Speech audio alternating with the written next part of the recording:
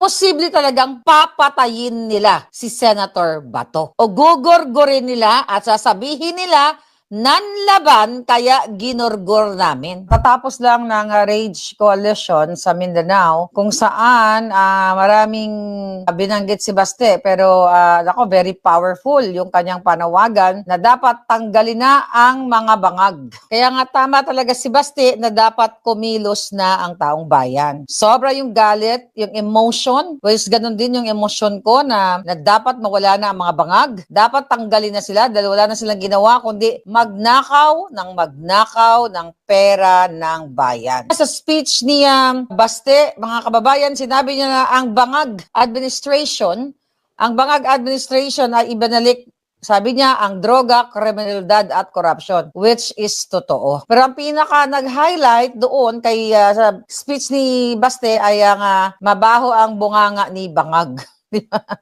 Baho og ba ang iho di putang, di ba? Galit na galit si Baste, pinagbumura yung mga yawa na mga mainstream media, mga yawa ka mo, sabi niya, mga orlo ninyo. Ang sarap ng feeling, no? Kaya na rin naintindihan ko rin kayo, no? Kapag pala ako nagjujutang Jelina sa mga bangag dito, masayang-masaya kayo. Kasi yun din yung pakiramdam ko. Habang pinapanood ko si Basti, na talagang galit na galit siya, mga kababayan, dahil nga syempre sa ginawa ng bangag administration na walang humpay ang pagnanakaw. Doon binanggit niya na nung panahon ni Pangulong Duterte, ang PGH ay mayroong 100 million pesos kada buwan para sa mga mahihirap. Di ba? Yung 100 million na binigay ng gobyerno nung panahon ni PRRD, pera ninyo, taxpayers money, ay napunta sa PGH. Kaya lahat kayo pag pupunta doon, hindi na kayo tinatanggihan ng mga doktor dahil walang budget, walang ganito, walang ganyan. Kung hindi nilagyan ni PRR ng gobyerno ni Duterte ng panahon na yon para magkaroon ng hope ang ating mga kababayan na makapagpagamot doon sa PGH. Araw-araw naman tayo nagsasalita dito Di ba?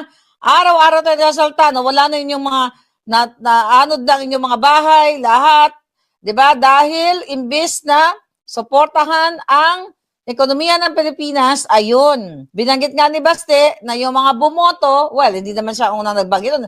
Si Mangga, Amy Marcos, ang nagsalita noon at marami pang iba na merong 20 million cash na binigay para iboto na impeach si Inday Sara, 5 million na MOOE at 200 million budget allocations per district. Ganito ka lala ang problema niyo sa inyong bayang minamahal, kaya kayo ay nagsasakripisyo. Alam niyo yung mga statement, pinapakinggan ko si Basti, ang mga pronouncement natin, not only me, not only Basti, Inday Sara, lahat tayo na nakikita ang kabangagan ni Bangag ay halos pare-pareho lang yung ating hidaing. So dyan sa kanyang speech, mga kababayan, talagang pinaliwanag niya dyan na sukang-suka na ang taong bayan, sobra na, tama na, kaya dapat talagang kumilos na ang taong bayan. Kasi tignan mo, nung nawala si Pangulong Duterte ay binanggit niya, nakabalik ang mga adiktus, yung mga pinsusuportahan yung mga adiktus o mga nasa dibabilog. Ang lala ng bayan natin. Sinabi ni Mike Defensor, okay? Sinabi din ni Baste na ang nangyayari sa Pilipinas ay undeclared martial law. Why? Ngayong araw, okay, nagsabi na naman ang NBI, ang Bangag Administration, na kakasuhan o kinasuhan na si Respicio ng inciting to sedition. Ayan ang gawain talaga ng mga bangag. Patahimikin tayong lahat. I think ito yung speech ni Respicio yata to. Dahil ako, willing akong ibiwis ang aking buhay. Gusto ko ang marinig ang sagot sa inyo. Dahil dito. Handa ba kayo sa isang revolusyon? Dahil dito. Handa ba kayong ibuwis ang inyong buhay para kay Bibi Sara Duterte? Paano yan, mga kapatid? Okay, so parang sinasabi ko sa Respicio, handa na ba kayong jatayin? Okay? Jatayin o gurgurin ang korupsyon. So tinwist na naman nila. Alright? Ang sinasabi dyan na bangag ay inciting to sedition. Diba? Sa Respicio kasi nananawagan ng what? Para gurgurin or yun nga, inciting to sedition at rebellion, mag-rebel ang mga tao. So that means lahat tayo ikukulong. Okay?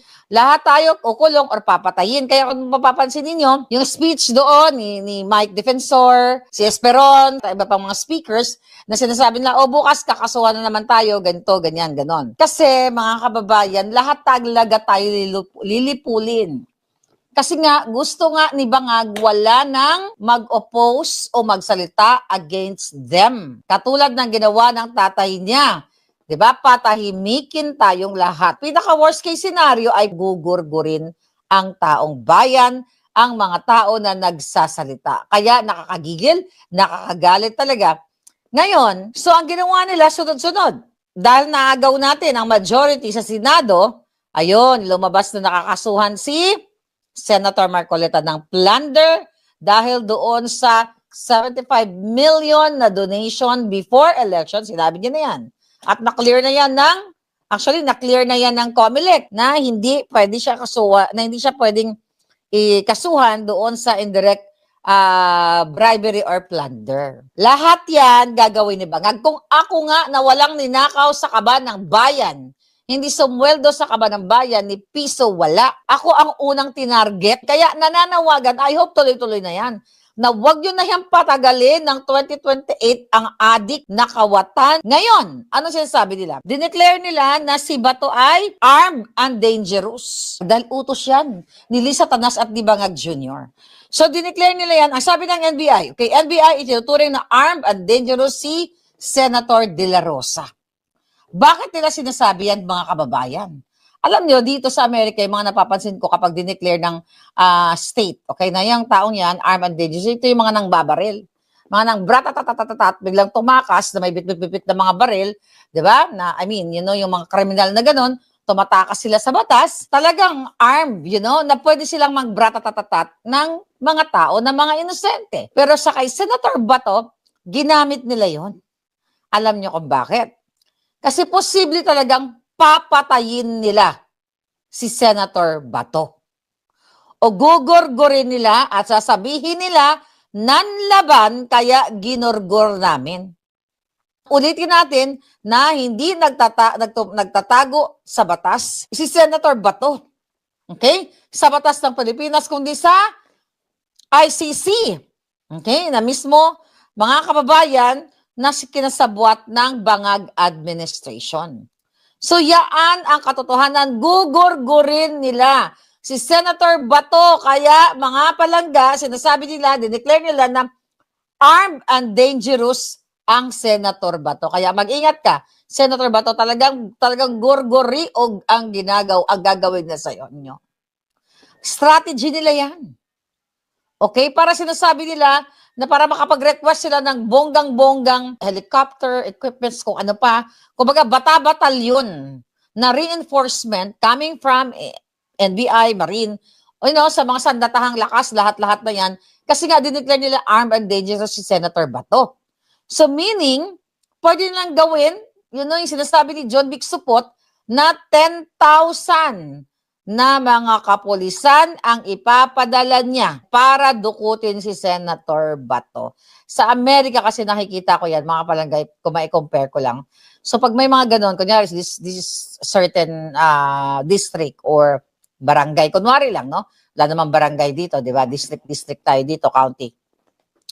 Let's say sa Los Angeles County, sinasabing, okay, si Mr. Smith ay nakawala, may pinatay na 10 mga bangag. Okay, tumakas, may dala-dalang baril. So ngayon, nandoon na ngayon mga tactical support, helicopter, di ba, kung ano, lahat, you know, nilalabas ng gobyerno para hulihin itong taong ito. Sa case ni Bato, hindi siya dangerous. Okay? Dineclare lang nila yon para ma-justify nila, mga kababayan, na makapaggamit sila ng sandatahang lakas, helicopter, at kung ano-ano pa, high power mga baril para dukutin si Bato. At ang worst case scenario niyan, okay? I hope not, you know, pag nakita nila at, you know, gugurgurin nila at sabihin ng laban si Senator Bato at isasawsaw nila ang kamay ni Bato sa gunpowder. The same thing na sinabi ni Matibag na yung driver dun ng NBI na sinasabi nilang volunteer na nagpaputok na Later on, sinabi nila, ay hindi naman nagpaputok. Baka natalsikan lang, sabi ni Batibag, ng gunpowder yung kamay. 'Di ba? So, ganun sila kahayop. Pwede nilang gawin yan kay Senator Bato, mga kababayan. So, yan. Kasi walang local warrant of arrest si Senator Bato at ang petisyon dyan sa Korte Suprema ay nakabinbin pa.